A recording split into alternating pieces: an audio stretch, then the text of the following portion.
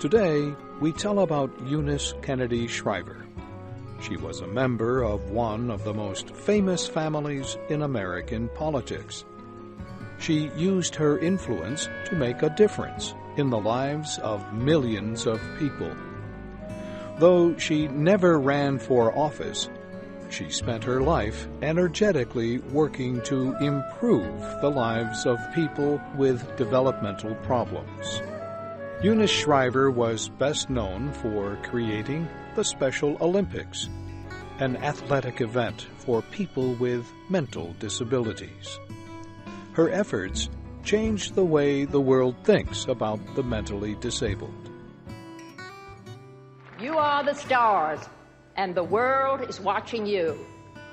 By your presence, you send a message to every village, every city, every nation. A message of hope, a message of victory. The right to play on any playing field, you have earned it. The right to study in any school, you have earned it. The right to hold a job, you have earned it. The right to be anyone's neighbor, you have earned it. That was Eunice Kennedy Shriver speaking at the 1987 Special Olympics Games in South Bend, Indiana. She was a thin and energetic woman with a huge smile and great spirit.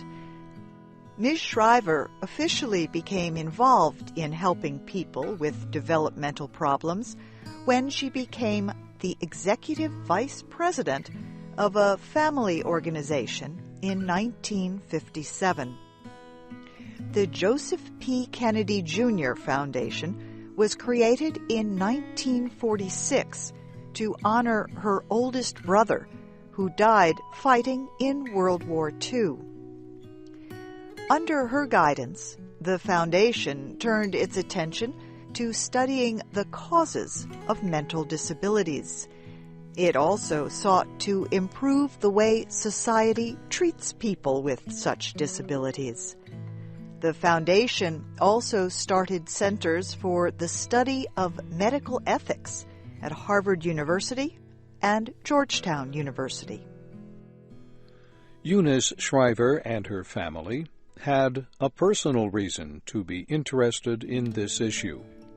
Her older sister, Rosemary Kennedy, was born mentally retarded.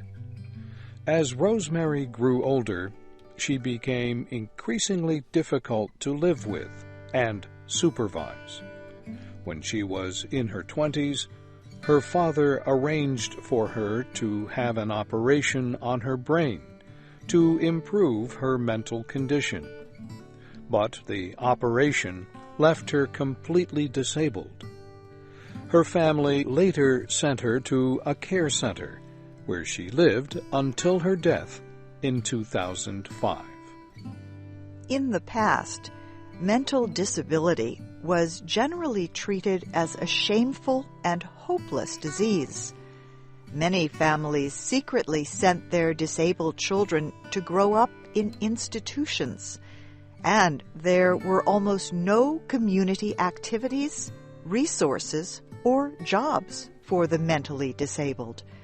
They were shut away with little respect and few civil rights. Eunice Shriver changed this. She showed the world that the mentally disabled could be useful citizens enjoying rich lives. Eunice Mary Kennedy was born in Brookline, Massachusetts in 1921. She was the fifth of 9 children born to the Irish Catholic family of Joseph and Rose Kennedy. Her grandfather was John Fitzgerald, who served as mayor of Boston, Massachusetts, and as a lawmaker. Eunice's father was a wealthy businessman with powerful connections. The Kennedys raised their children to be highly intelligent and highly competitive. Eunice Kennedy Shriver once said that her father's advice to his children was to win. He said that coming in second or third did not count, but one had to win, win, win. Mr. Kennedy also told his friends that his sons would one day run for president. And he was right. John F. Kennedy became president in 1961 and served until his murder 2 years later. Robert Kennedy, a senator, ran for president in 1968 and was killed that same year. Edward Kennedy never won the presidency, but became a long-serving and important member of the United States Senate. Eunice Shriver also carried on the family tradition of public service. She graduated in 1943 with a sociology degree from Stanford University in California. She worked for different organizations as a social worker before working for her family's foundation. Over the years, she also worked for the political campaigns of her brothers, John, Robert, and Edward. In 1953, she married R. Sergeant Shriver. They had 5 children: Robert, Maria, Timothy, Mark, and Anthony. Under the administration of John F. Kennedy, Eunice Shriver continued her work for her foundation. She influenced her brother to create a committee to study developmental disabilities. This effort led to the creation of the National Institute of Child Health and Human Development at the National Institutes of Health. In 1962, Ms. Shriver published an important article in the Saturday Evening Post called Hope for Retarded Children. She wrote openly about her sister Rosemary's condition. For years, this had been a closely guarded family secret. Eunice Shriver used Rosemary as an example of how not to treat people with disabilities. Instead, she said people with mental disabilities needed to be treated as useful citizens and given special education and training. She said family members of disabled people had few resources for community support or medical help. She gave examples of parents who struggled to make a better life for their disabled children. Think of the families, think of the mothers who love their children, but feel so desperately alone. Their children have done nothing wrong, committed no crime, and perpetuated no injustice. They are the world's most innocent victims, and they suffer only because they are different. Ms. Shriver also opened a summer camp that was free of cost for mentally retarded children. The idea for it came when a mother told her that there were no summer camps where she could send her disabled child. So Eunice Shriver did something about it.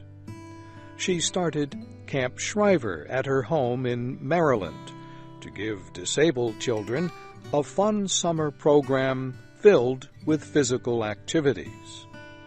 Non-disabled children were also welcome to join the camp.